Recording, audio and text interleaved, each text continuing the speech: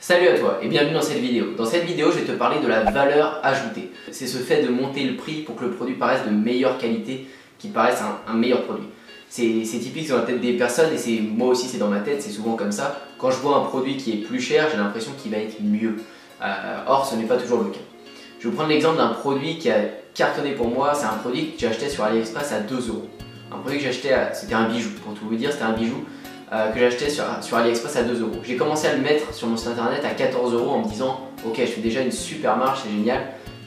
Sauf que ce produit, j'en ai coulé aucun. Pourtant, j'étais persuadé qu'il y avait un potentiel sur ce produit. J'avais la bonne cible de personnes, mais il se vendait pas. Il se vendait, j'en vendais quelques-uns, mais j'étais presque pas rentable en plus. Donc c'est un ami à moi qui m'a conseillé de le mettre beaucoup plus cher. Je l'ai mis à 28 €. Je l'ai monté jusqu'à 28 € et là, les ventes sont parties direct. J'ai eu plein de ventes sur ce produit.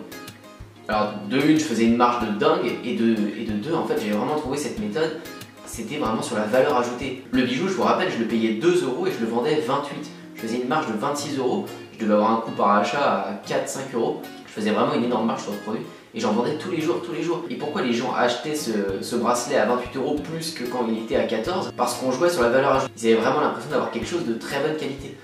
Et ça, il faut vraiment que vous l'appliquiez partout. Je vois trop de personnes qui me demandent oui Antoine, là je vais tenter une stratégie de prix très bas, je vais mettre mon produit à 9 €, je l'ai acheté 7, je fais que 2 € de marge mais je mise sur la quantité.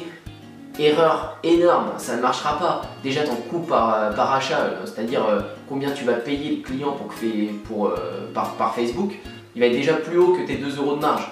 Donc oublie tout de suite. Et ça va pas marcher. T'es pas là pour concurrencer Amazon. Il y a plein de personnes qui sont toujours en train de me dire ouais, Amazon il le fait qu'à 9 €. Je peux pas le mettre plus cher, sinon il va aller acheter Amazon. On n'est pas du tout des concurrents de Amazon, sinon il n'y aurait pas de dropshipping. Impossible. On n'est pas du tout des concurrents là-dedans. Nous on est juste là pour mettre le produit en valeur de la meilleure façon possible, mieux que Amazon, en mettant des vidéos, en mettant des images, enfin voilà, en mettant vraiment un magasin superbe. Et on n'est en aucun cas là pour concurrencer Amazon, on s'en sortirait jamais. Le client, il doit arriver sur notre page et acheter parce qu'il trouve que ce site, c'est un site local ou c'est un site français, sympa, l'équipe lui donne confiance, si vous avez mis une image du support, ça lui donne confiance. Voilà, il y a plein de personnes qui préfèrent acheter sur des sites particuliers que sur Amazon. Et voilà, et le but c'est que quand le client arrive sur notre page, il ne quitte pas le site, il va pas aller voir ailleurs. C'est vraiment ça, si vous avez bien fait votre taf, le client il va arriver sur la page de vente, la page de présentation du produit, il va cliquer sur ajouter au panier, il va rentrer ses informations et il paye. Si vous avez bien fait votre taf, vous avez bien ciblé, c'est comme ça que ça se déroule. Si ça se passe pas comme ça, vous allez le retargeter avec le retargeting et ça marchera. Mais en aucun cas on est des concurrents d'Amazon, il faut bien retenir ça. Et jouez sur la valeur ajoutée, faites du x3 sur les prix, faites du x4, montez, faites vraiment grossir les prix. Alors après ça dépend. Il y a des produits où vous allez acheter peut-être 22, 23, vous le vendrez peut-être 50 ou 55, ce sera déjà très bien. Il n'y a pas de science exacte. Il y a des produits voilà, comme ce bijou. Les bijoux, souvent, on fait une grosse marge. Parce qu'il faut vraiment jouer sur cette valeur ajoutée, justement. Mais la plupart du temps, faites du x3, quoi.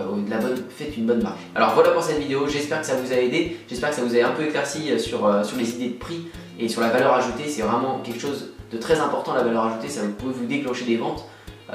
Même déclencher plus de ventes que si le produit était moins cher, comme dans mon cas. Voilà, si tu as aimé, je te laisse mettre un petit pouce bleu, t'abonner à la chaîne bien sûr, et je te dis à bientôt pour les prochaines vidéos. Bye bye.